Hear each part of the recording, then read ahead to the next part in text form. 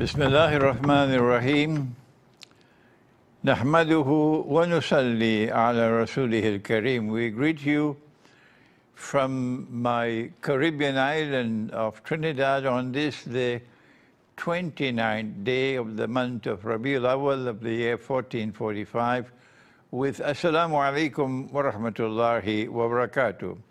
Several days have already passed since the war in the Holy Land escalated. And we have already made one comment so far, first comment on that subject. And today we want to continue to make a second of a series of comments we'll make on the subject, because every year a new generation of young people emerge, reaching the age of 17, and they don't know about what I have taught in the past. And so we have to keep on repeating and repeating, because people don't read books anymore. And our topic is the Quran, the Holy Land, and the Israelite people. The Holy Land, of course, is the land where the state of Israel is now located. And the Quran refers to that land as Al-Ardul Muqaddasa, the Holy Land. And so we prefer to remain with the name given to the land by Allah Himself, the Quran, in the Quran. And here is the verse where the word Holy Land occurs. It is in Surah Al-Ma'idah, the 5th surah of the Quran. And in this surah, chapter, it is Nabi Musa alayhi salam, the Prophet Moses, who addresses the Israelite people, and he says to them, بَعْدَ أَعُوذُ بِاللَّهِ مِنَ الشَّيْطَانِ الرَّجِيمِ يَا قَوْمِ ادْخُلُوا الْأَرْضَ الْمُقَدَّسَةَ الَّتِي كَتَبَ اللَّهُ لَكُمْ.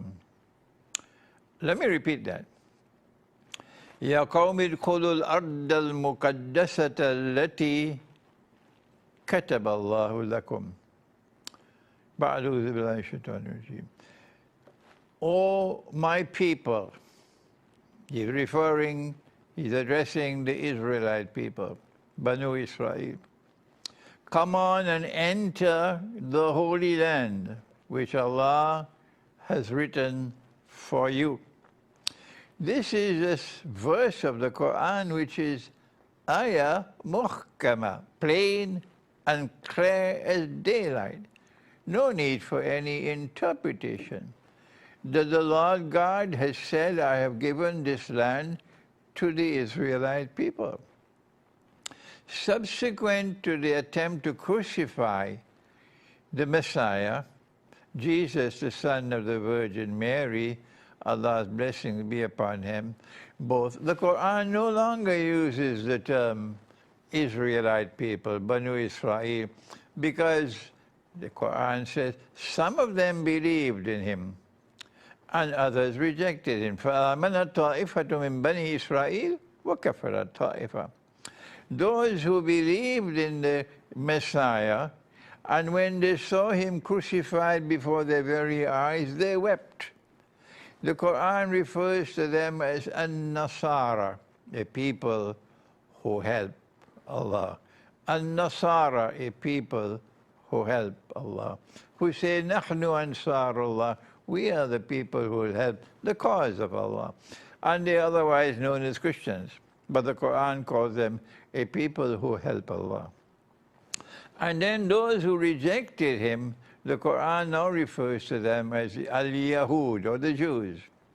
And these two people collectively are known as Ahlul Kitab.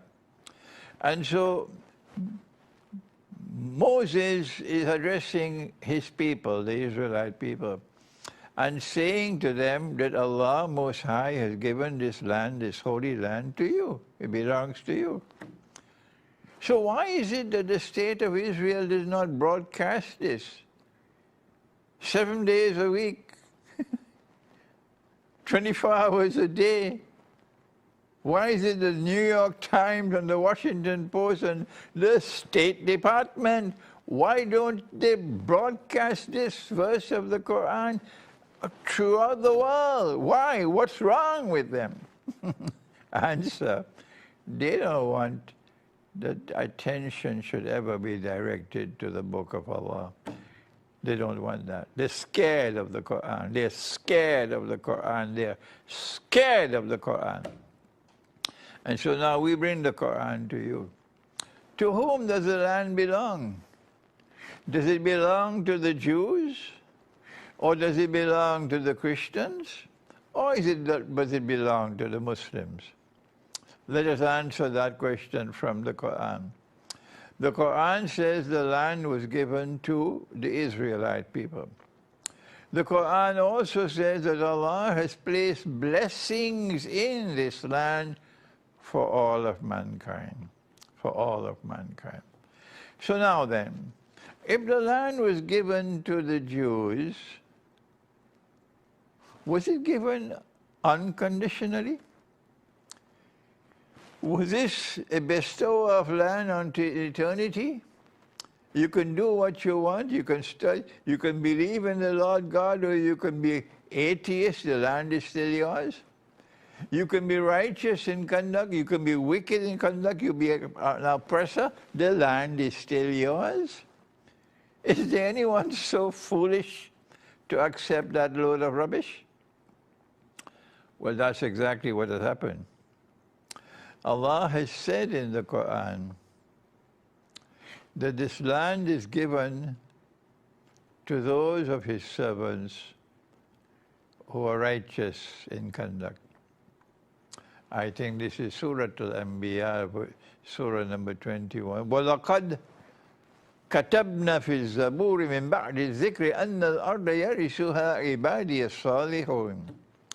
So it is a conditional gift of the land to the Jews. Conditional on righteous conduct, and of course having faith in the one God.